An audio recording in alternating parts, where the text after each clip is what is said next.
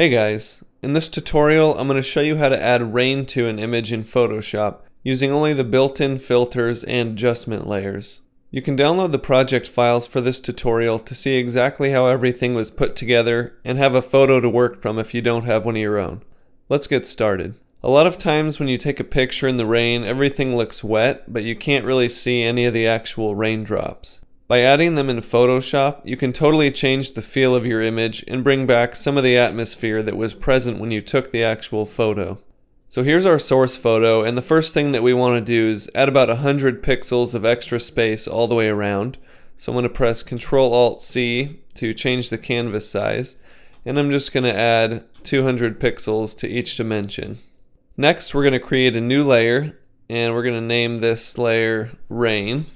And I'm going to fill that with black, and then I'm going to click Filter, Noise, Add Noise, and I'm going to adjust the amount slider just until I have some pretty good noise covering my black layer, and you want to make sure that you have monochromatic checked. Then just hit OK. The next step is really important because if you forget to do this, then the entire effect won't work. So go up and click Filter, Blur, Gaussian Blur, and you just want to give it a blur of 0.5 pixels. Next, you want to go back up to Filter, Blur, Motion Blur, and you want to set the direction of your rain. Usually it's going to be pretty close to straight up and down, so ours is about 80 degrees. And you want to decrease the motion blur distance if you want to simulate a faster camera shutter speed. And if you want to simulate a slower camera shutter speed, you want to increase the distance of your motion blur. And if you're not familiar with photography terms, just choose what you think looks best for your image. So we're going to set it to about 50 and hit OK. Now I'm going to zoom into 100% and I'm going to add a levels adjustment layer. And I'm going to adjust the blacks and the whites until I have small streaks running through my image. Now I'm going to add a clipping mask to my levels adjustment layer by right-clicking the layer and choosing Create Clipping Mask. That way our levels adjustment only applies to the rain layer.